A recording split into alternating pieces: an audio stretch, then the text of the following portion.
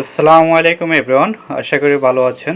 আসলে আপনার কাছে যদি একটা ভালো জাতের কাঁঠাল গাছ থাকে, ওই কাঁঠাল গাছ থেকে আরও কিভাবে কাঁঠাল গাছ বৃদ্ধি করবেন, সহজ একটা পদ্ধতি পালন করলে তাহলে আরও কাঁঠাল গাছ বৃদ্ধি করতে পারবেন।